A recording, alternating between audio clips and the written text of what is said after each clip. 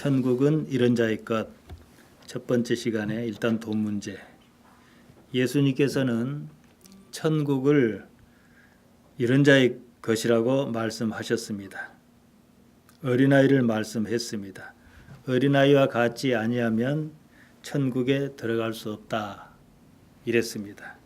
그러면은 우리는 반드시 어린아이와 같아야 돼요.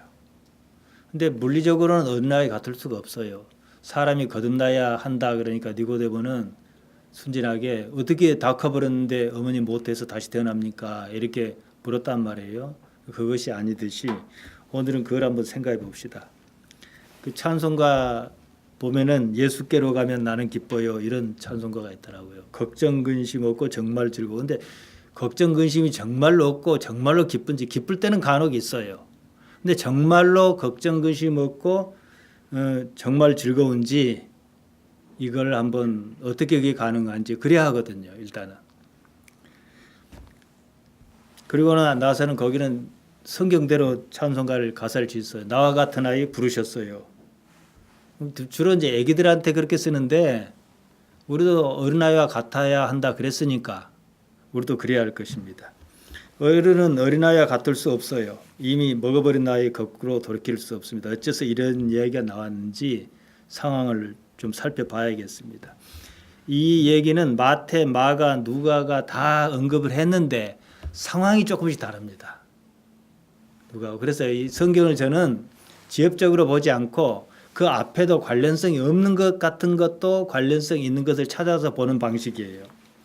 먼저 마가복음 10장 13절에서 16절 보면은 사람들이 예수님께서 만져주시기를 바라고 어린아이를 데려왔습니다. 왜 데려왔겠어요? 우리 하는 대로 안수해주고 그러면은 좋은 의미에서 축복해 주시면 좋을 것 같으니까. 가만 생각해 보니까 명석교회 김사모 목사님이 지금은 나이 자셔가지고 이상하게 좀 된 것 같은데 여수에 집회 왔을 때 제가 안수를 받았어요. 우리 누이가 제가 참 힘들었는데 이 집회 끝나고 나서 막 저를 데리고 왔는데 다른 사람들 금방금방 하는데 저를 아주 오랫동안 기도를 해준 적이 있어요. 크게 축복 기도를 해줬어요. 상당히 길었어요. 그리고 사람들이 다 나가버렸어요. 안수하고 있는데. 제가 그런 경험이 있습니다. 그러니까 어찌됐든 간에 영적이든 뭐든 간에 예수님께 아이를 어떻게 만져주셨으면 뭐 안수해 주셨으면이든 어쨌든 그런 기분이었을 거예요. 그런데 제자들이 이를 막 꾸짖었어요.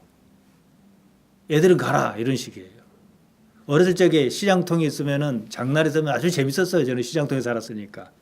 그러면은 별 희한한 걸 다 파는데 약장수가 제일 재밌어요. 그러면은 원숭이를 데려다 놓고 묘기도 부리고 원숭이가 요만한데 옷을 입혔어요. 지금 강아지 옷을 입히니까 다 별로 신기하지 않지만 옷을 입히고 원숭이 등에다가 북을 달아놨어요. 그러면 옛날에는 혼자서 할 때는 하모니카 달고 막 팅팅팅 하면 북을 탕탕 치잖아요. 그런 것처럼 원숭이가 가면 북도 치고 그래요. 그게 재밌으니까 이제 둘레둘레 이렇게 앉는데 이제 사람들이 절정에 이르면 어떻게 해요? 약 파는 거예요. 약 팔 때는 애들은 살 것도 아니니까 애들은 가라 그러는 거예요. 우리는 돈이 없으니까 그런가 보다. 나중에 생각해보니까 정력제 팔라고 한 게 아닌가 싶은 생각이 좀 들더라고. 아무튼 제자들은 예수님께서는 어린아이와 상관없다고 생각했던 것 같아요. 그러니까 애들이 오고 그러면 시끄럽고 그러니까 분위기 망친다. 이래 여긴 모양이에요. 여기에 대한 예수님의 반응을 눈여겨볼 필요가 있습니다. 마가복음 10장 14절입니다. 예수께서 보시고 분이 여겨 이르시되, 이게 마가만 있는 내용이에요. 분이 화를 내셨다 이거죠. 어린아이에 내게 오는 것을 금하지 말라. 하나님 나라가 이런 자의 것이니라. 천국 하나님 나라 이건 잘 아실 거예요. 서로 복음서 기자마다 혼용해서 씁니다. 마태와 누가는 단지 어린아이를 용납하고 내게 오는 것을 금하지 말라 이렇게 했어요. 근데 마가는 분이 여기시고, 그러니까 상황 자체가 예수님께서는 그 상황을 심각하게 여기셨다. 우리는 이렇게 알 수가 있습니다. 중요했다 이거죠. 어째서 그랬을까요? 우선 그 배경을 좀 살펴봅니다. 마가와 마태는 이 이야기가 나오기 전에 이혼 문제를 말합니다. 반면 누가는 좀 달라요. 누가부터 보죠. 누가복음 18장에 나오는데 18장에 뭐가 나옵니까? 그렇지. 불의한 재판관과 억울한 가난한 과부 얘기가 나오고, 그 다음에 또 무슨 얘기가 나오냐면 두 번째 대목이 스스로 좋은 신앙이라 생각하는 바리새인과 스스로를 죄인이라 생각하는 세리 비교가 나옵니다. 그리고 나서 어린아이 사건이 나와요. 관련이 있다는 거예요, 이게. 물론 마태와는 좀 다르지만 마태와 마가는 다른 관점이 있다 설명해 드리겠습니다. 과부와 불의한 재판관 바리새인은 반대 개념, 가난한 과부와 그 다음에 죄인, 세리 무슨 개념이에요? 대비 개념이죠. 그러니까 불의한 재판관은 명실했어요. 하나님도 모르는 사람이에요. 그럼 바리새인은 하나님을 안다 그러나 엄밀히 말하면 하나님을 필요로 여기지 않는 사람이에요. 가난한 과부나 세리나 어린아이는 사회적 약자예요. 사회적 약자는 힘으로 못 해보면 어떻게 해요? 하나님께 바라야 한다는 거예요. 이걸 얘기하는 거예요, 지금. 그래서 어린아이를 낮은 자에 비교한 것은 일단은 맞아요. 근데 이 의미를 보다 더 크게 가자 이겁니다. 자기를 낮추는 자가 세상을 넓고 깊게 보는 법입니다. 그러니까 사람이 좋은 의미에서는 자기 자신의 삶에 대해서 좌절을 좀 해야 돼요. 그게 없으면 사람이 교만해지고 결국 하나님까지 몰라보는 거죠. 고려말은 우리가 잘 알다시피 불교가 극심하게 타락했고 혼란기였습니다. 그때 승려 보우라는 사람이 있어요. 우리나라에 보우라는 사람이 둘이가 나와요. 제가 알기로는. 근데 고려말의 승려 보우가 사람이 천해야 세상이 보인다 그랬어요. 실제로 말한 건지는 모르는데 어쨌든 저는 그렇게 기억을 합니다. 사람은 천한 위치에 있으려 하지 않아요. 어떻게 하면 무리해서라도 남보다 손톱만치라도 잘난 체 하려고 그러고 남 위에 있으려고 그래요. 그래서 자기의 존재감을 드러내려고 했습니다. 그렇게 하고자 하는 노력이 사실은 불행을 일으킵니다. 일단 마음을 깨끗이 비워야 하는데 그 마음에 욕망이 가득 차 있던 거예요. 제가 지난주 설교, 그 지난주까지 청결한 마음을 갖다가 청결한 마음은 깨끗한 마음, 비어있는 마음을 말한 거예요. 그걸 설명했습니다. 예수님의 복음은 아무튼 구체적인데요. 예수님께서는 병든 자에게라야 의원이 쓸 데 있다 말씀하셨어요. 그러면 병들지 않은 사람이 있겠느냐는 전제가 분명히 우리는 그 의미를 이해해야 해요. 그러니까 병든 자가 의사를 필요로 하는데 내가 정확히 얘기하면 내가 병들었다는 걸 아는 사람이 의사를 필요로 해요. 내가 하나님께서 내게는 필요한 분이라고 아는 사람이 어떤 이유로든가 돈 문제가 됐든 가정 문제가 됐든 나는 하나님께 도와주셔야 돼. 하나님 없으면 방법이 없어요 하는 사람이 하나님 찾는다는 거예요. 병든 자는 그 말이에요. 그러니까 내가 항상 이렇게 얘기를 해요. 저는 이제 한 집안의 가장으로서 또 목사로서 또 여건도 그렇잖아요. 그러니까 간혹 이렇게 기도해요. 하나님 여기까지는 제가 했습니다. 여기까지는 제가 할 일이고 거기까지 제가 하겠습니다. 그 다음에는 하나님의 도움이 필요합니다. 이렇게 얘기하죠. 아무튼 병든 줄 아는 사람이 의원을 찾는다는 거죠. 자신이 약한 자라는 사실을 아는 사람이 하나님을 찾습니다. 자신이 죄인이라는 사실을 아는 사람, 세리에게 예수님이 필요한 거예요. 바리새인이나 사두개인들이 예수님이 필요치 않았어요. 그들은 존경일지라도 말이죠. 이 문제지요. 누가복음 12장에 나오는 어리석은 부자 얘기 제가 말씀드렸는데요. 부자가 어리석은 것은 그가 많은 재물을 소유했기 때문이 아니에요. 많은 재물을 가질 자격이 없기 때문에 그래요. 많은 재물 때문에 하나님을 찾을 이유가 없는 거예요, 이 사람은. 그러니까 그 사람에게 꼭 하나님을 찾게 하시려고 하나님께 계획하시려면 어떻게 해요? 재물을 뺏어야 되는 거예요. 나는 잘났다라고 하는 사람이 하다 칠 게 없으면 뭘 쳐요? 건강, 자식 이렇게 가는 거죠. 구원해야 되겠다면은. 부자 얘기는 누가복음 12장 21절에 보면 봅시다. 자기를 위하여 재물을 쌓아두고 하나님께 대하여 부여치 못한 자가 이와 같으니라. 다시 말씀드리면은 하나님이 필요하지 않았다 이 얘기예요. 재물에 만족했습니다. 문제는 그 다음이에요. 재물은요. 몸이 있을 때라야 소용이 있는 겁니다. 물론 명예도 마찬가지고 권력도 마찬가지예요. 재물이 많다는 사실이 그의 영혼에게는 오히려 독이었다. 이겁니다. 그러려면 가난한 과부처럼 내가 스스로 자기의 원한을 풀 수 없는 사람, 이런 사람들은 하나님을 찾을 것이라는 얘기예요. 다시 말씀드리면은 그런 부자는 심령이 가난하지 않았다 이거죠. 마태복음 5장 3절에 따르면은 심령이 가난하지 않았으니까 천국이 그 사람 것은 아니지요. 재물이든 무엇이든 그게 중요한 것은 아닙니다. 사람에게 하나님께서 필요한 존재냐 아니냐 이 문제라는 겁니다. 재물에 국한해서 볼 것이 아니죠. 하나님을 필요한 존재로 여기지 못하게 하는 것이 무엇이냐는 거예요. 그것이 재물이면 그건 나쁜 거고 권력이면 그것이 나쁜 거란 얘기죠. 그것이 자기의 그 사회적 명망이면 그것이 나쁜 것이고 종교인으로서의 어떠한 위치면 그것도 나쁜 거예요. 인생에 여러 문제가 있습니다. 돈이든 건강이든 애정이든 대개는 이제 가장 길고 진득하게 사람마다 다르지만은 가장 길게 사람 괴롭힌 게 제가 볼 땐 돈 같아요. 요새는 돈이 있으면은 수명도 좀 더 길게 살 수도 있거든요. 거의 모든 문제가 돈 문제에 가깝습니다. 그래서 첫째 시간에는 일단 돈 문제부터 언급을 하렵니다. 저는 세상에서 가장 좋은 것은 뭐냐 그러면 돈이라고 얘기를 하겠습니다. 예수님만 아니면 돈은 최고 가치지요.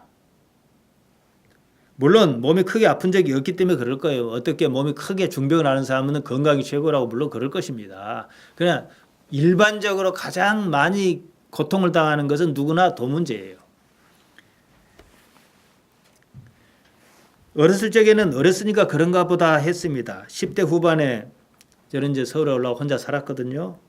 나이가 들면서 집에 손을 벌리는 것도 쉽지가 않았어요. 이제 방을 옛날에는 그 방만 내주고 살아요. 그래서 어떻게 부엌 단위 이상 돼서 밥을 먹고 살더라고 한 달에 얼마씩 주고 산단 말이에요. 그것도 이제 쉽지 않아서 이제 하숙생활을 했어요. 하숙생활을 하면은 좋은 게 집과 방과 먹을 것을 해결해요. 일단 돈이 조금 더 들어가긴 하지만 안 먹을 때 안 먹더라도 어쨌든 내가 먹을 몫은 있으니까. 그때 하숙비가 10만 원이었어요. 방구한 일도 만만치 않은데 어쨌든 10만 원만 주면은 먹고 자는 문제를 동시에 해결할 수가 있었습니다. 그러니까 또 돈 벌이도 없으니까 부모님께 손을 내밀어요. 요새는 편지를 안 쓰지만 옛날에는 막 편지를 저 극적으로 써야 돈이 잘 올라와요. 그거 잘하게. 왜냐하면 편지는 부모님에 대해서 팬서비스예요. 팬서비스. 편지를 쓸 때마다 미래를 일단은 장밋빛으로 포장을 해야 돼요. 참 괴롭더라고. 사실은 잿빛인데 잿빛을 할 수가 없는 거예요. 이거 기대치가 있으니까. 그래서 처음에는요 10만 원을 보내달라고 하면은 15만 원이 왔어요. 아, 내 새끼가 얼마나 어려운가 해서 더 얹혀서 보내주시더라고. 나중에는 10만 원 보내라니까 딱 10만 원만 와. 그 다음에 10만 원을 보내달라니까 7만 원이 오더라고. 위기감이 느꼈어요. 커보니까 이해가 가더라고요. 애정도 짠하게 여기는 마음도 처음과 같지 않아요. 이것은 하나님께서 인간에게 준 축복인 동시에 저주기도 해요. 왜냐하면 매너리즘이 없으면 사람이 지쳐버려요. 몸이 지쳐요. 근데 어쨌든 그런 게 있더라고요. 감정이라는 것은 시간에 따라 무뎌지는구나 하고 위기감을 느꼈습니다. 돈 문제에는 사람을 따라다니면서 괴롭혔어요. 시청 앞 지하차도 상가가 있어요. 지금도 있는지를 잘 모르겠어요. 그러면 카메라 상가가 있더라고. 사지도 못할 카메라를 뚫어지게 바라본 적이 있었어요. 가질 수 없는 것을 한참 들여다봤습니다. 언제나 빈곤했어요. 결혼을 했어요. 결혼하자마자 실업자가 돼버렸어요. 왜 실업자가 됐냐면은 전도사 때 교회에서 이제 아내를 만나 결혼했단 말이에요. 시골교회 작아요. 그러니까 이해는 해요. 그러니까 이제 그 목사님께 이제 결혼식 주례를 부탁하러 이만저만해서 결혼하겠다 했더니 언제 그만둘 거냐 그러더라고요. 그만두기를 좀 원하셨던 것 같아. 그랬더니 하시는 말씀이 작은 시골교회에서 김선생 하다가 사모님 부르기가 곤란하다는 거예요. 그래서 할 수 없이 이제 그만뒀지요. 그러니까 그냥 신혼여행 갔다 오자마자 그냥 실업자예요. 그래서 어찌 될지 모르고 또 돈도 없으니까 월세방에 살았는데요.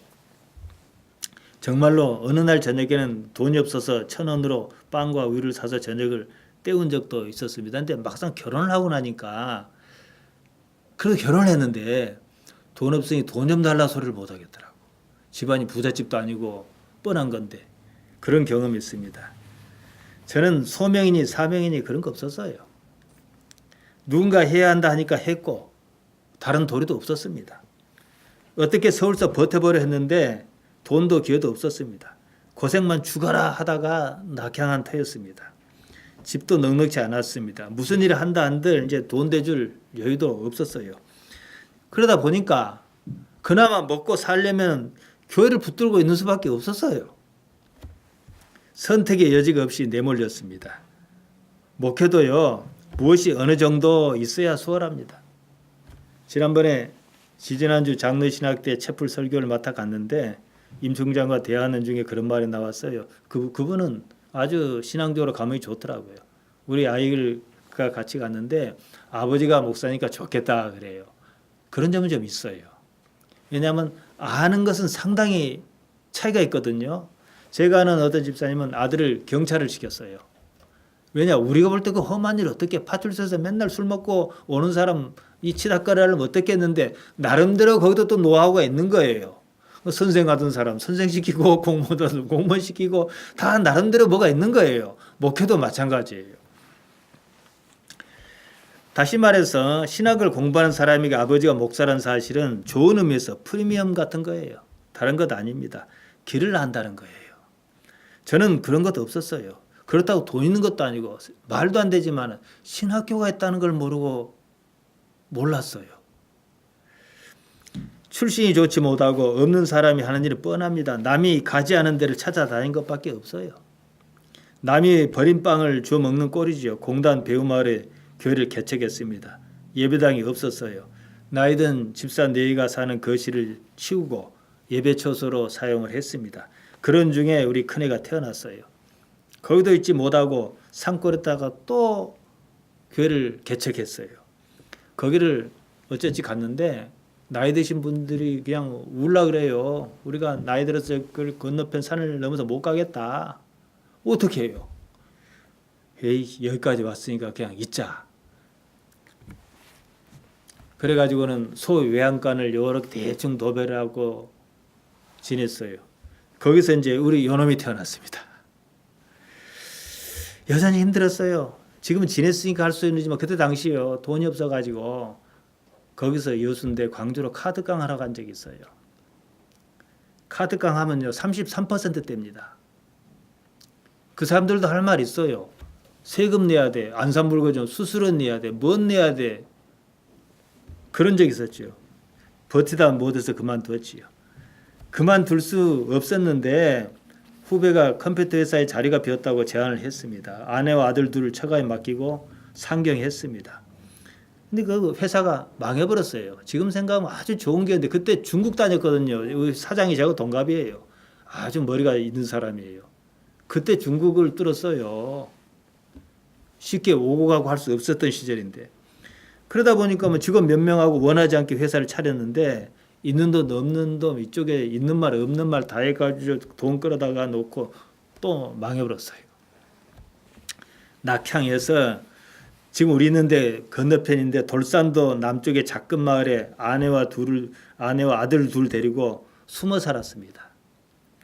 거기에 순복음교회가 있었어요. 주일이면은 이제 익명으로 그 교회에 나갔어요.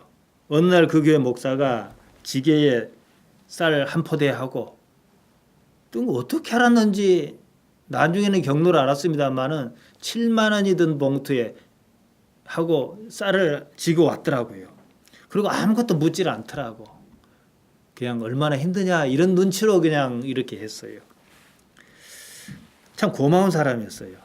지금도 그 양반 이름을 기억합니다. 순복음교회 김권입니다. 외자예요. 거기 있다가 1992년 10월 28일 날 성으로 들어갔어요.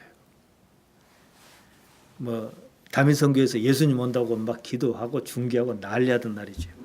여전히 힘들었어요. 교회를 붙들고 있으니 밥은 굶지 않았는데 뭐 그러면 족하지 않느냐 할 것이에요. 아니었어요. 답답했습니다. 돈이 없으니 그만큼 자유도 없었습니다. 거기서 배를 타고 여수를 나오면은 배 표 끊고 한 30분 전에 미리 대기하고 이 시간 다 빼면 1시간 반 여유밖에 없어요. 그럼 막 애기들 줄 걸 가방을 이렇게 큰 거 사가지고 쌀도 사고 뭣도 사고 이 지고 들어가고 이랬거든요. 아무튼 답답했어요. 그때를 생각했습니다. 왜 답답했을까? 왜 그때는 답답했을까? 지금 생각해 봤어요. 희망이 없다는 사실 때문이었어요. 사실은. 생각해 보세요. 거기 3년만 있어라. 그러면 어디에 이렇게 오게 해주겠다. 그러면 덜 답답했을 거예요. 기왕 온 거니까 좋은 공기 쐬고 좋은 바람하고 내 영성을 위해서 기도 열심히 하고 하겠다 그럴 거예요.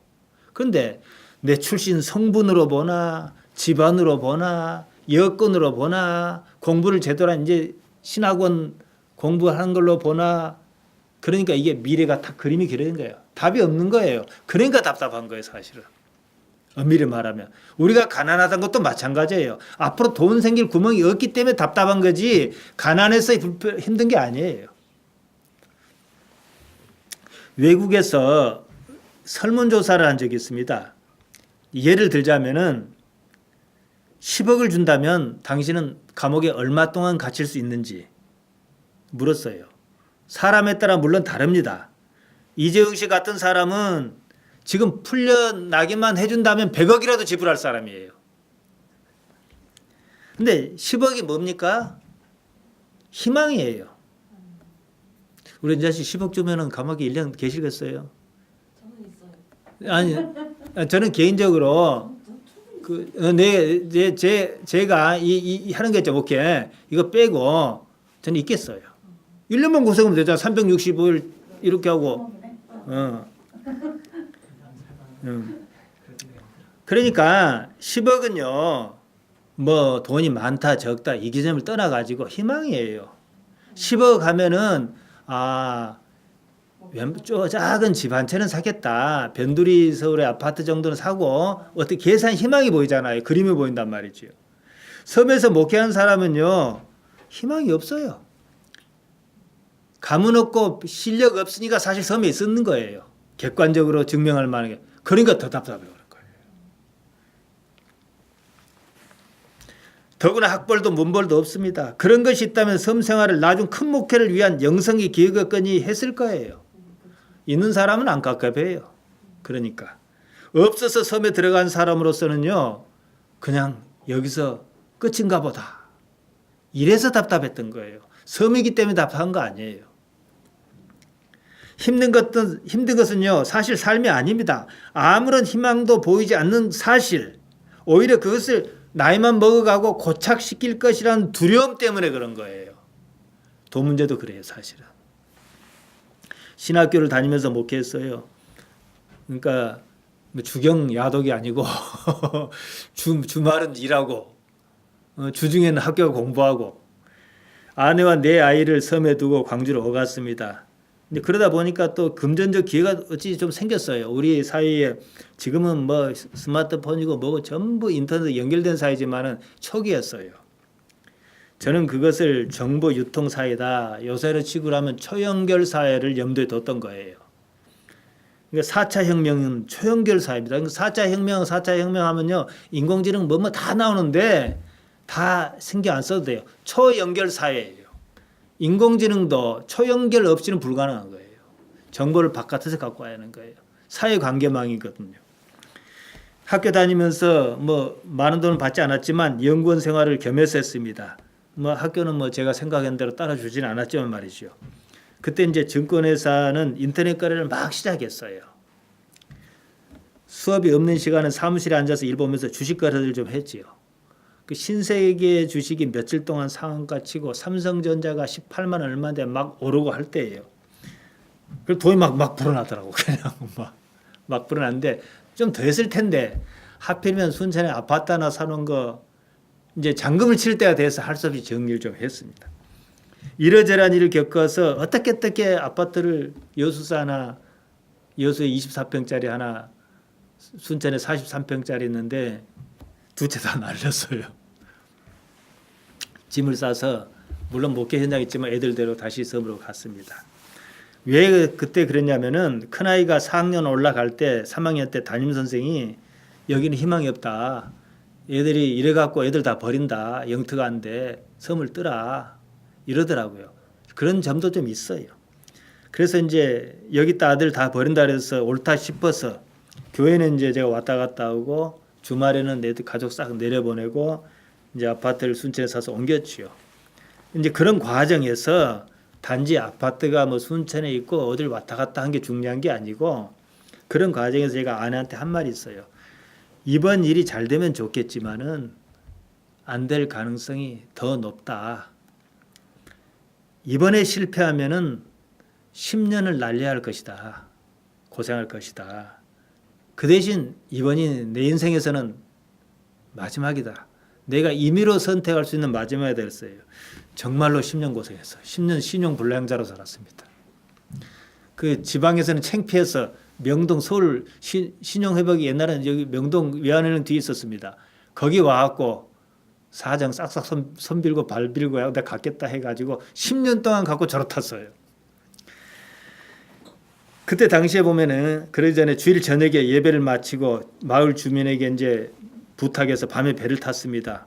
그래야 월요일 날 학교를 가니까 혹시 교인들이 알면은 부담스러워할까 싶어서 물론 섬에다가 교회만 두고 왔다 갔다 하는 목회자가 있었어요. 그렇지만 그러고 싶지는 않았어요. 그래서 부담스러워할까 봐 야반 도주하듯이 저녁 예배 마치고 나갔단 말이죠. 개인적으로도 뭐 부담스럽고 그러면 아이들 데리고 한 30분 정도 막 추울 때 배를 타고 벌벌 떨다가 배는 보통처럼 이렇게 선실이 잘 갖춰져 있지 않아요.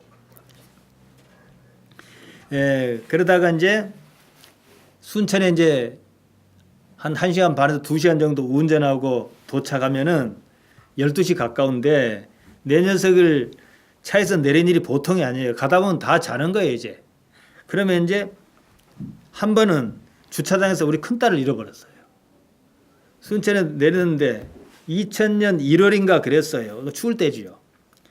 731세대 아파트였는데 몇 집이 들어오지 않은 상태에서 많이 비었어요. IMF 직후가 돼갖고 아파트가 안 나가가지고 빈집이 아주 많아요. 우리가 있는 동에는 우리만 있었어요. 밤마다 바다에서 추위에 떨면서 배를 타다가 2시간 정도 차를 타고 보니까 중간에 오면 차는 떳떳하지 다 자버리는 거예요, 애들이. 자동차의 적당한 진동과 소음, 따뜻한 공기, 늦은 밤, 잠에 취할 수밖에 없지요. 한 녀석을 깨워놓으면 다른 한 녀석이 비그르게 쓰러지고 또 한 녀석 깨워놓아서 옷 입혀놓고 또 비그르게 쓰러지고 그래서 이제 큰 녀석부터 깨워서 옷 입히고 세워놓고 깨워서 옷 입혀서 세워놓고 이제 셋째 큰딸 깨워서 옷 입혀서 세워놓고 막둥이는 좀 아직 어리니까 입혀야 할 게 좀 많아요. 하니까 없는 거예요. 와, 이 머리가 하얘지더라고. 왜냐 그러면은 전 세대가 입주 상태 같았으면은 체면 불구하고 어린아이를 찾습니다. 광고라도 해보겠는데 의미가 없어. 다 빈집이니까.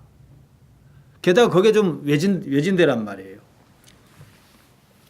그렇지 않아도 신앙에 대한 어떤 하나님에 대한 어떤 부담감을 가지고 거기까지 온 건데 이러니까 그냥 팍 스치는 것이 직감적으로 이거 뭐가 잘못됐다. 죽을 것 같더라고요. 이건 시간과 싸움이에요. 시간이 지체되면 지체될수록 아이를 찾을 수 있는 확률은 그만큼 팍팍 감소하는 거예요. 새 아이를 얼른 집에다가 갖다 놓고 꼼짝 말고 있으라 그러고는 아파트 경비와 함께 손전등을 들고 찾았어요. 이야, 가슴이 철렁하더라고. 아무래도 방법이 없는 거예요. 무슨 또 그때 보니까 무슨 구멍 그렇게 많은지 출입구가 5만 천지가 출입구고 또 지하주차장에서 밑에도 뭐 공간이 많아요. 출입구가 많아요. 한 30분을 찾아다녔어요. 죽어볼 것더라고요. 딸아이인데 다시 처음 차를 댄 자로 들어오니까 저기서 울고 하나가 오는 거예요. 와, 그러니까 나중에 들어보니까 아기가 딱 옷을 입혀 세워놓으니까 비몽사몽간에 간 거예요. 이렇게 엘리베이터 누르고 올라가고 아무리 배려도 안 나온 거예요. 보니까 우리 집이 아닌 거야. 다 아파트는 비슷비슷하잖아요. 뭔가 달라 냄새가 이게.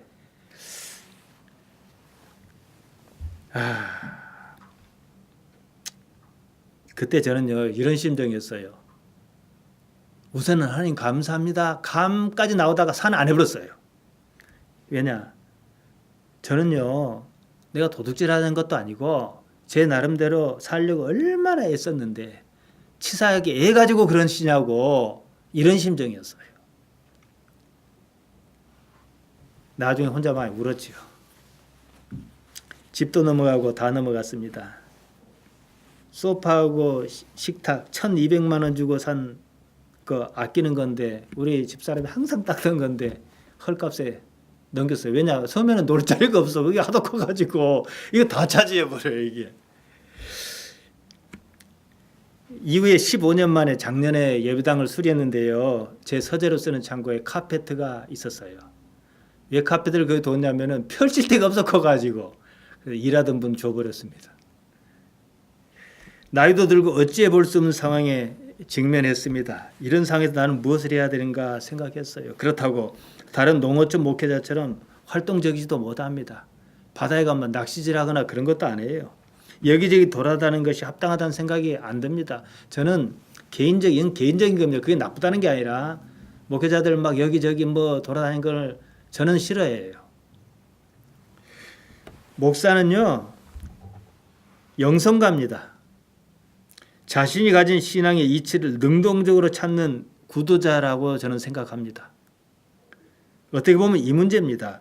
얼마나 노력했느냐고 묻는다면 할 말은 없어요. 무엇이나 어느 정도 예상이 있어야 합니다. 어떻게 노력해야 하는 것인지에 대한 막연함, 노력한다고 답이 나올 것 같지 않은 데 대한 회의감, 이것이 그때 당시 제 인생에는 장애였습니다.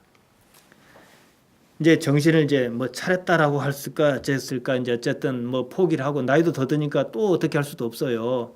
섬에 있으면서 매주 월요일마다 배를 타고 나가서 여수 시내에서 기도회를 가졌습니다. 목회 초기에 은사 활동을 좀 했던 경험이 있기 때문에 뭐 나이가 더 들면 저는 그거 하겠지만 말이에요. 매주 월요일마다 한두 번 빠졌을까? 거의 안 빠졌어요. 저는 7년 정도 기도회를 했습니다. 기도를 하면 이제 저는 말씀을 전하고 저한테는 이제 누님 같은 분이 계시는데 배운 건 없지만은 이 신앙적으로는 좀 저보다 탁월합니다.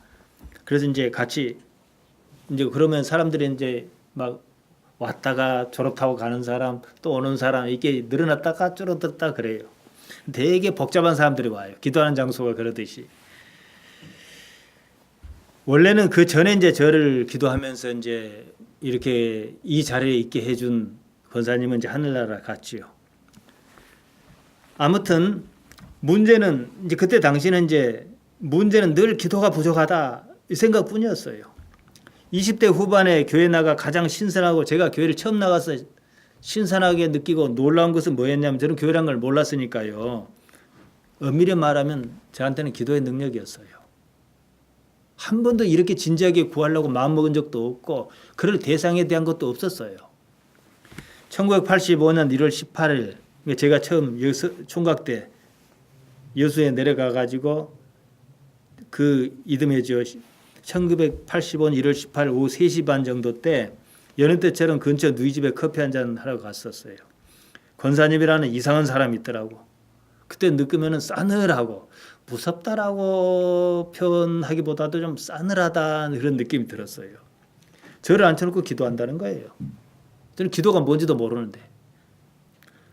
근데 기도하는데 무슨 이상한 말을 해요. 근데 그 방언이었어요. 알고 보면 그 양반은 방언 잘 안 하거든요, 함부로. 근데 그때는 처음인데 그랬어요. 그래가지고 손을 대고 이렇게 기도하는데 제 느낌이 여기가 구멍이 빵 나버린 기분이고 손이 왔다 갔다 하는 느낌이 들더라고요. 근데 제가 기억이 나는데 하나님께 감사를 하는 기도를 하는데 열의 하나로 택해 주셨다 이래요. 뭐 그게 11조인데 이제 주의 종이다 이 뜻이겠죠. 나중에 이제 그때는 그걸 몰라도 감은 그래. 뭐가 끼었다, 꿰었다 이런 느낌이 들었죠. 그 나중에 알고 보니까 그분이 3개월 전부터 아침 금식을 하면서 저를 준비했대요. 기도하는 중에 하나님께서 복잡한 녀석 하나 오니까 준비하라 그러더래요. 그해 5월 8일 수요일 한 오후 2시경에 기도회 중에 제가 방언을 받았어요. 한 달 정도를 제 나름대로 회심의 체험을 했습니다. 제가 사는 집에서 교회까지 걸어서 한 10분 정도 거리니까 기도하기는 딱 좋았어요. 그러면 예배당 본당에 보면 십자가만 불이 딱 들어오고 있단 말이에요. 그럼 밤새 밤에 기도를 했거든요. 매일 밤 울었습니다. 근데 왜 우는지를 몰라요. 그냥 울었어요. 근데 이거 언제까지 이러지 싶다가도 한 달 정도 그랬던 것 같아요. 알 듯 모를 듯 하지만 분명한 느낌은 무엇인가 지난 날에는 내가 잘못 살았다. 이게 바뀌었다. 이런 느낌은 있었어요. 힘들고 어려울 때마다 그 권사님을 찾아갔는데요.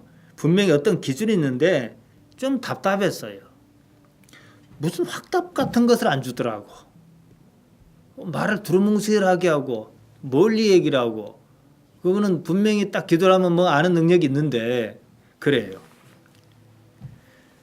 저는 언제 무엇이 어떻게 된다는 그런 답을 원했던 것 같아요. 힘들 때 힘들더라도 10년만 고생해라. 아무 소리 말고 10년만 고생하면 11년째 되는 날 너 뜨게 해주겠다. 저는 이런 걸 원했던 것 같아. 근데 그렇게 얘기를 안 하는 거예요. 우스갯소리 같지만 우리 아내하고 이제 이렇게 결혼하고 성사시킬 때도 허락받고 나는 결혼했어요. 워낙 가진 게 없으니까 하나님께서 내가 이 사람하고 결혼하면 복 주신다고 약속해주면 하겠다고 전화를 했더니 한참 전화를 대고 기도하더만 하소 그러더라고.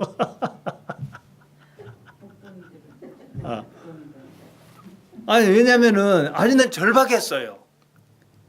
신앙심이 좋아서가 아니라 거기밖에는 기대할 데가 없었던 거예요. 우리 어머니 자꾸 나이 아버지 어머니 나이는 들어가지 재산은 다 까먹었지 없어요. 집 한 칸도 없는데 이제 그분이 죽었습니다만 그분 밑에서 기도 생활을 시작했던 다른 사람과 함께 이제 한 7년 정도 월요 기도를 했지요. 한동안 이제 그 전에는 이제 연락이 없다가 순천 생활을 접을 무렵 만나서 이제 기도를 했습니다. 모든 것이 엉망진창이었습니다. 이제 정리하기 전에 이제 순천 집에서 기도를 하는데 그때 또 많이 울었어요. 이거 들어 누워서 그냥 많이 울었지요.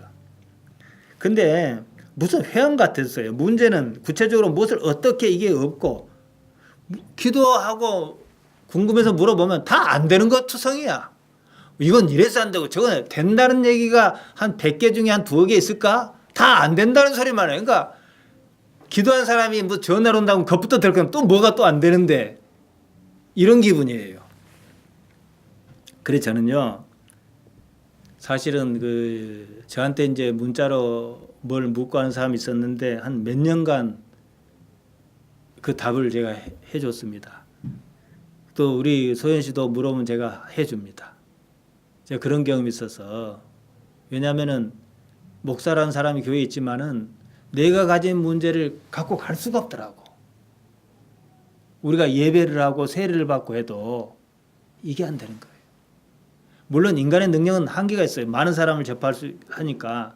그렇지만은 내가 못한 건 못하더라도 한 건 내가 답해줘야 되겠다. 나한테 물어보는 것은 무조건 답해줘야 되겠다. 저는 이런 생각을 어쨌든 가집니다. 아무튼 원점으로 돌아가서 이제 7년 기도회를 했어요. 그러면서 처음 시작했던 사람은 가고 또 다른 사람이 오고 그랬습니다. 영적으로 나아졌다 하지만은 구체적으로 뭐가 나아졌는지는 짚히는 게 없어요. 그냥 이런 식으로 죽어라고 기도만 하다가 말 것 같았어요. 다른 사람을 보아도 다른 사람 기도한다고 하는 사람을 보는데 삶이 뭐 안 나아진 건 아니에요. 과거에 비하면 정리하고 분명히 좀 나아졌는데 큰 틀에서 보면은 그렇게 기도해갖고 그밖에 못 사냐 싶은 얘기가 그러고 싶은 경우가 참 많아요. 그렇게 기도한다는 사람이 나중은 다 그렇고 그래요. 물론 그보다 더 못한 사람은 아니었지만 말이에요. 예언하는 은사도 길게 보면 예언 받아도 그만 안 받아도 그만이더라고. 그때는 그렇구나 싶었어요. 지내고 보면 크게 달라진 것도 없더라고요. 그런 사람이나 저런 사람이나 그냥 그렇게 살더라고요. 이런 것은 아닐 것입니다. 삶이란 것이 하루 종일 성경 읽고 기도한 것도 아닐 것입니다. 삶은 사는 거예요. 저는 목회 초기부터 설교를 잘한다는 소리를 좀 들었어요. 그때 이제 전도사 시절에 노예에서 도는 얘기가 문도사는 컴퓨터 자판만 탁 치면은 설교가 줄줄줄줄 나온다고. 지금 컴퓨터 개념하고 달라. 그 사람들은 그때 당시는 컴퓨터 하면 만능의 어떤 기계인 줄 알았어요. 다들 저를 뭐 컴퓨터 전문가 멋쩍은데 사실 저는 전문가가 아니고 그 말 듣기도 좋아하지 않았습니다. 예, 물론 컴퓨터 때문에 이제 회사를 운영하고 하면서 몇 차례 목사들을 모아놓고 강연을 한 적이 있어요. 그러나 컴퓨터 자체는 아니었어요. 앞으로 이런 시대이기 때문에 당신들이 이런 정신을 가지고 해야 된다고 충남 장항에서 성결교회 목사 130명을 모아놓고 8시간 혼자서 강의를 한 적이 있어요. 신안군 비금도에서 팔금도 도서의료 선교원 센터에서도 그쪽 지역 목사를 놓고 강연했고 이게 이제 광주로 이어져서 한 적도 물론 있었습니다. 컴퓨터가 아니라 지금 이 시대를 얘기했던 거예요. 제가 컴퓨터를 접했던 건 다른 거 아니었어요. 글 쓰는 도구였어요. 처음에는 공병우식 타자기에서 사벌식 타자기에서 휠 타자기에서 탁 돌면서 찍은 게 있어요. 저는 볼 타자기는 안 썼어요. 볼에서 바로 휠로 넘어갔으니까. 그 다음에 워드 프로세서 전용기란 게 나왔어요. 그 다음에 이제 이게 컴퓨터에서 문서 작성하려고 그래서 컴퓨터를 사실 썼던 거예요. 지금은 왜냐 이게 타자기보다도 워드 프로세서를 쓰고 그런 게 생각을 빨리 옮길 수 있거든요. 지금은 인터넷 연결돼 있으니까 얼마나 좋습니까? 저의 목회는 교회를 지키는 일이었습니다. 다른 것은 아무것도 하지 않았습니다. 저희 아내 역시 다른 돈벌이를 한 적이 없습니다. 한때 기초생활수급을 신청한 적이 있었어요. 담당 복지사가 재산 여부등 기초조사를 마친 후에 우리 집을 카메라로 들고 왔더라고요. 그래갖고 뜬금없이 묻는 소리가 가족 중 장애가 있습니까? 그러니까 무슨 말이냐 했더니 장애가 있으면은 되는데 장애가 없으면 안 된대요. 왜냐하면 목사가 자유직업이래요.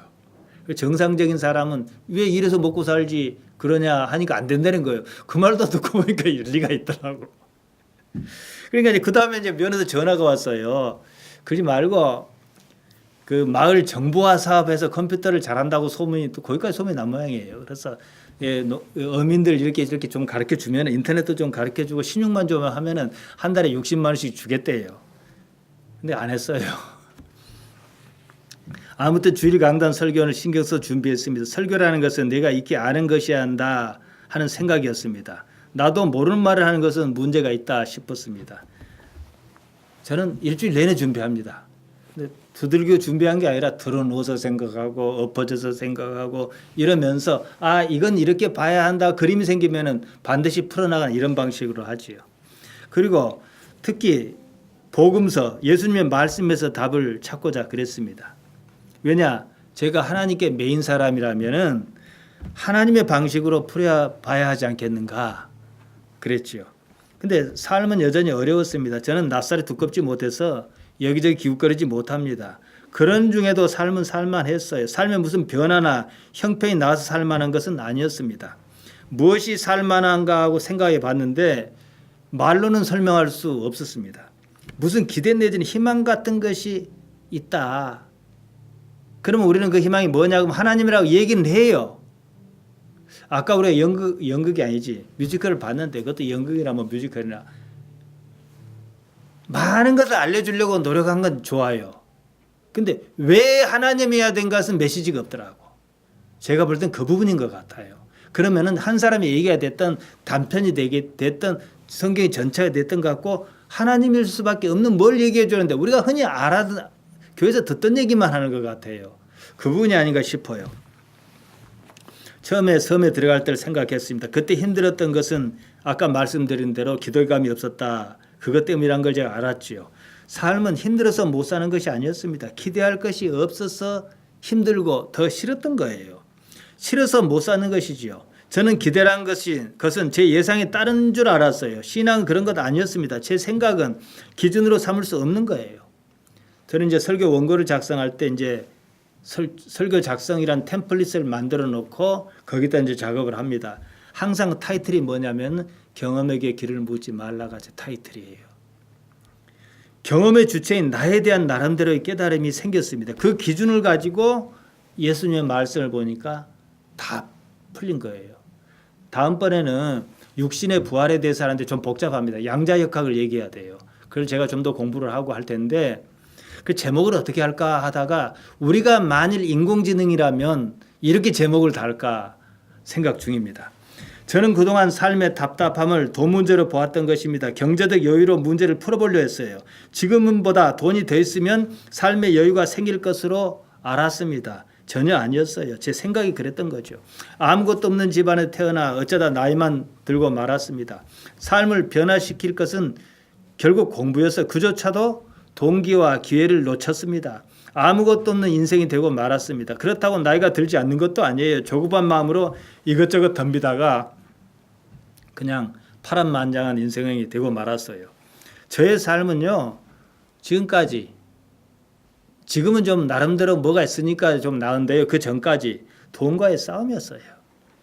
그 많은 돈이 저와는 친하지 않더라고요. 노력을 적게 한 것도 아니었어요.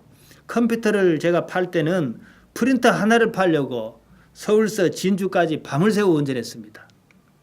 지금은 고속도로가 참 좋아요. 경비를 아끼기 위해서 국도를 가로질러 밤길을 달렸어요. 어느 날 겨울날 충청북도 옥천 국도를 지나다가 빙판에서 차가 몇 바퀴를 굴러 고랑에 처박혀 버렸어요. 이상하게 사람 하나도 안 다쳤어요. 안전띠를 해서 그런지.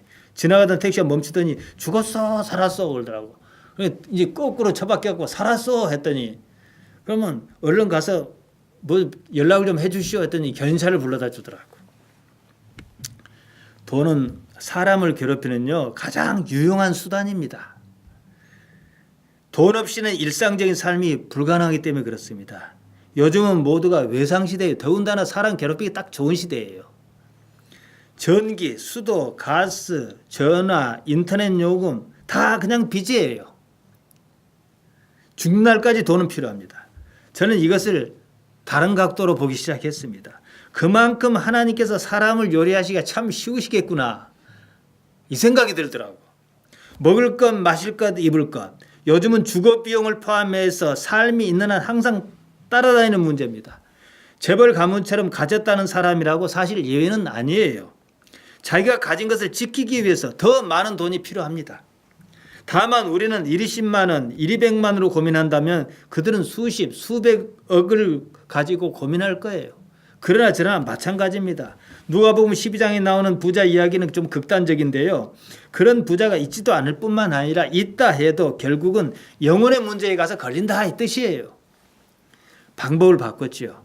사실 그 방법밖에는 도리가 없었습니다. 돈 문제 신경 쓰지 않기로 했어요. 매이지 않겠다 그랬습니다. 지금 삶에서 족한 부분을 찾기로 했어요. 삶을 불안하고 답답했던 것은 돈이 없어서가 아니었어요. 미래에 대한 막연함 때문이었습니다. 돈만큼이나 사람을 끈덕지게 따라다니는 무엇이 있었어요? 하나님이셨어요. 돈은 몸이 사라지면 더 이상 따라다니지 않을 거예요. 하나님께서는 죽어도 따라다니신단 말이에요. 문제는 영원히 따라다니신단 말이에요. 이분은 이 문제예요. 이해가 부족한 부분은 이제 예수님의 말씀에서 어떻게 나름대로 답을 얻어야 불안하지 않을 것 아닌가 했습니다. 그래서 제가 인간의 불안이라는 거 가지고 18주 설교라는 게 있어요. 그 검색해서 보면 나옵니다. 팟캐스트에. 자신을 말씀에 내려놓으면 산다는 걸 알았는데요. 희망도 결국은 거기서 생깁니다. 그 희망은 그전에 저 자신이 생각했던 희망과는 좀 다른 점이 있었어요. 같은 점은 미래에 대한 것이지만 다른 점은 돈으로 해결할 수 없는 무엇이다 이것이었습니다. 경제적 어려움은 다른 어려움도 마찬가지입니다만 그 자체가 하나님의 목적은 아닙니다. 예레미야가 3장 33절이에요.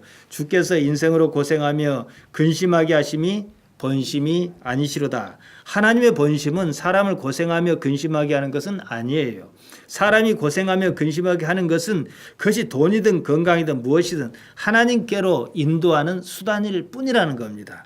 이 말은 우리 모두의 관심을 하나님께로 돌려야 한다 이 말입니다. 돈에서 자유로운 사람은 없어요. 지금 우리나라 제일 부자인 이재용 씨도 감옥에서 돈 때문에 간 겁니다. 뭐 경영권 세습이 됐든 뭐 상속이 됐든 뭐든 다 돈 문제예요. 박근혜 씨도 따져보면 돈 문제에 엮여서 간 거예요. 권력도 돈 있어야지 이게 지금 하는 겁니다. 검사들도 서로 돈 봉투 주고받다가 지금 찍혀가지고 좌천당하지 않았습니까? 로마의 카이사르도 평생 돈에 시달렸다고 그럽니다. 그들은 돈이 없어서가 아니에요. 우리처럼 돈이 없어서가 아니라 더 많은 돈을 필요로 하는 상황이었기 때문에 그런 거예요. 그러나 저러나 마찬가지입니다. 더 많은 돈이 필요했던 건 누가복음 12장 19절에 나오죠. 내 영혼아 열에 쓸 물건을 많이 쌓아두었으니 평안히 쉬고 먹고 마시고 즐거워하자. 그러니까 자, 돈 문제가 이제는 돈 문제가 없다 하자. 그런 경우는 없겠지만 일단 없다 하자. 그럼 내 영혼은 어떻게 할래? 이 얘기죠. 결국은 그 목표에 이르지 못했습니다. 꾀를 내다가 실패했죠. 다시 말씀드려. 그들은 하나님께서 필요하지 않는 삶을 원했던 거예요. 이 문제를 한 걸음 더 물러나서 생각해 봅시다. 삶은요, 시달리는 거, 주로 돈이겠지만 그 자체예요. 돈 문제는 아니에요. 시달리는 문제지요. 다만 우리는 그러한 삶을 어떻게 이해할 것인가 하는 문제가 남습니다. 그래야 전에보다는 고통은 줄어들고 어떻게 이걸 신압으로 풀어낼 것인가. 왜 하나님은 살아 계시니까 말이죠. 돈 문제를요, 돈으로 풀려니까 답이 안 나오는 거예요. 답이 있지도 않습니다. 있다 해도 뭐 이재용 씨나 박근혜 씨 정도이겠지요. 근본적이지도 않습니다. 다른 방법에서 답을 찾아야 돼요. 하나님이십니다. 예수님께서는 마태복음 6장 31절 32절에서 이렇게 말씀하셨습니다. 그러므로 염려하여 이르기를 무엇을 먹을까 무엇을 마실까 무엇을 입을까 하지 말라. 이는 다 이방인이 구하는 것이라. 너희 천부께서 이 모든 것이 너희에게 있어야 할 줄을 아시느니라. 저는 이 문제 많이 생각했어요. 알 듯한데 모르겠어요. 답이 안 나오는 거예요. 당장의 현실은 거기에 미치지 못하기 때문에 그래요. 이 문제 해결을 위해서 다음 구절을 또 봅니다. 마태복음 6장 33절입니다. 너희는 먼저 그의 나라와 그의 의를 구하라. 그리하면 이 모든 것을 너희에게 더하시리라. 그의 나라나 그의 은혜는 같은 말인데요. 그래 봤어. 여전히 답이 안 나오는 거예요. 그래서 돈 문제 일부러 신경 안 쓰고 하나님 일을 열심히 해보자 해도 역시 시달리는 건 그대로 있더라고요. 삶의 모습과 상관없이 내가 신앙인으로서 일단은 그걸 접어두고 해야 할 일을 할 때 삶이 신압으로 풀리더라는 거예요. 다른 각도에서 보면은 삶을 이해하는 것이 달랐습니다. 고통을 보는 안목도 달랐습니다. 삶은 그 형편이 어떠하든지 간에 그냥 삶이었어요. 저는 요새는 이제 안 하지만 카메라도 잘 만지고 좋아했고 자동차도 참 좋아합니다. 근데 확실히 옛날만은 아니에요. 늙어서 그런 게 아니고요. 제가 추구한 다른 가치가 생겨서 그런 거예요. 확실히. 그러니까 일부러 억지로 하나님만 바라봐라. 말은 맞지만은 마음을 그렇게 그 말에 맞게끔 따라가게 할 수는 없어요. 하나님이라는 가치를 내가 내 안에서 발견을 하면요. 필요한 건 그때그때 이렇게 정리가 됩니다. 다시 말씀드리면 경제적인 문제뿐만 아니라 어떤 문제도 그것은 우리가 하나님을 찾는 수단이어야 하는 것뿐이에요. 그러니까 우리가 어렵다 그러면 하나님을 찾아야 하는가 보다 하면 일단은 맞는 거예요.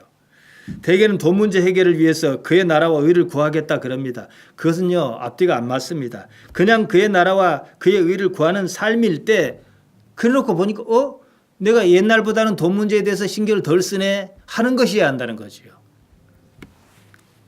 그때 문제라고 생각했던 그것은 어떤 형태로든 풀린다는 것을 알았습니다. 그런 삶을 사는 순간 어느 순간 제 나름대로 깨달음이 생겼습니다. 나는 돈에 매이지 않고 있었구나 하는 것입니다. 그때 할 일을 하는 거였습니다. 참고로 일할 때는 어떤 기준이 필요합니다. 자기가 좋아하는 일과 그냥 잘 풀리는 일이 있습니다. 그러면 잘 풀리는 일을 하는 게 맞습니다. 제가 우리 소연 씨한테 그런 얘기를 간혹 해요. 그래도 좋아하는 일을 하고 싶어요. 그러면은 좋아하는 일이 큰 돈은 벌지 않지만 내 생계는 어느 정도 감당이 되겠다 그러면은 해도 돼요. 생계가 감당이 일단 되니까. 나는 적게 먹고 좋아하는 일을 하고 살래 할 정도면 그렇게도 나쁘지는 않습니다. 그렇지만 쉽게 풀리는 일을 말씀드린 이유가 있어요. 그것은요. 하나님께 주신 달란트일 가능성이 아주 높습니다. 제가 왜 설교를 열심히 준비하냐? 잘 되니까. 잘 풀리니까요. 남에게 감동을 많이 주는 걸 얘기한 게 아니고 제가 의문을 품었던 걸 스스로 풀어내니까요. 우리 집 큰아이가 이제 신학 교수와 나중에 이제 목회를 할 텐데요. 그 아이는 강단 체질이에요. 그래서 자기가 알고 있는 것보다 더 말을 잘합니다. 1대1보다 1대4를 더 잘해요. 조곤조곤 말하는 능력이 있어요. 목회는요, 소명으로 하는 것 아니에요. 저만 그렇게 생각한 줄 알았더만 누가 그러더래요. 재능으로 하는 겁니다. 소명은 자기 주관적 판단이 개입해 있어요. 내가 하고자 하는 거예요. 가만히 보니까 아까 그 뭐 토마스 선교사가 나오고 뭐또 물론 하나님께 주신 것도 있겠지만은 그 무대에서 비춰주는 것은 자기가 하는 열심을 보여주는 것 같아. 아니에요. 밀려서 해야 해요. 달란트가 있어야 한다는 얘기예요. 아무나 선교사 가는 거 아니에요. 선교사 가면 뭐가 잘 되는 사람이 가야 하는 거고 선교사를 안 가면 죽겠는 사람이 가는 거예요. 근데 자기가 가. 그럼 죽으라 고생해놓고 주를 위해서 고생했대. 자기가 해놓고. 하나님께서는 그렇게 IQ가 나쁘신 분이 아닙니다. 이런 부분을 좀 그런 무대에서 보여줬으면 좋겠다 싶은 생각이 들더라고요. 뒤집어서 보면 이해가 쉽습니다. 제가 돈을 돈으로 풀었다면 제게는 하나님 나라가 없었을 것입니다. 여전히 사람 나라에서 이러쿵 저러쿵 했을 것입니다. 제 1년 후배가 남녀 호랭겨 다녀요. 꼴수요. 그래서 잠실에 가서 뭐가 안 풀리면 형님 좀 기다리십시오 하고 뭐가 남녀 호랭겨하고 뭐 하고 온데 한 30분 연부를 해다 와요. 그 친구가 저한테 한 말이 있어요. 나 그 전도사 하다 그만두고 컴퓨터사 갔다 안 그랬습니까? 운전하고 갔다. 형님은요 교조하십시오 그래. 교조하면 아주 잘할 거래. 네 말이 맞다. 그러니까 제가 은사예요 그게 이를테면. 아무튼요. 형편이 어떠하든지 간에요. 일단은 돈은 중요하지 않다고 말씀드릴 수 있어요. 왜냐? 하나님이 계시잖아요. 일단은. 그러니까 우리가 방법을 겉으로는 별 차이가 없어요. 그러나 살짝 바꿔보자는 것이죠. 하나님께서 중요하시다는 사실을 제가 알았습니다. 제가 하나님께 익숙할 즈음 그렇게 고민스러웠던 문제들이 풀리기 시작하더라는 거예요. 여유는 없어도 옛날처럼 그렇게 힘들게는 안 해요. 또 제가 같은 힘든 거라도 덜 힘들게 느끼고요. 답답함이 사라졌습니다. 희망으로 여겼던 기도도 바뀌었습니다. 무엇을 하고 싶다고 그런 말이에요. 배가 고파 무엇을 먹고 싶다지 하는 것은 생리적 욕구예요. 그것은 본능에 관한 거니까 그건 정상적인 욕구입니다. 근데 그런 거 말고 생리적인 욕구 외에 무엇을 하고 싶다는 욕구는요. 엄밀히 말하면 다 허상입니다. 그걸 부정하자는 건 아니에요. 그냥 그런 무슨 욕구가 있다는 거예요. 욕구는요. 상상의 산물이고 미래에 대한 기대치입니다. 해마다 새로운 스마트폰이 나옵니다. 1년만 지나면 값이 툭툭 떨어집니다. 감가 상각률이 매우 높은 거예요. 반값에 미치지 못하는 경우가 있습니다. 그럼에도 그 기간을 참지 않는 수가 있어요. 그것을 뭐 기회비용이라고 둘러대는 경우도 있어요. 틀린 말은 아닙니다. 잘해야 심리적인 기회비용일 것입니다. 상상과 거기에 따른 기대비용을 그만큼 지불하는 거죠. 욕구의 모티브는요. 불안입니다. 불안이 없는 상태, 온전한 평안의 상태에서는요. 사실은 아무런 욕구도 발생하지 않습니다.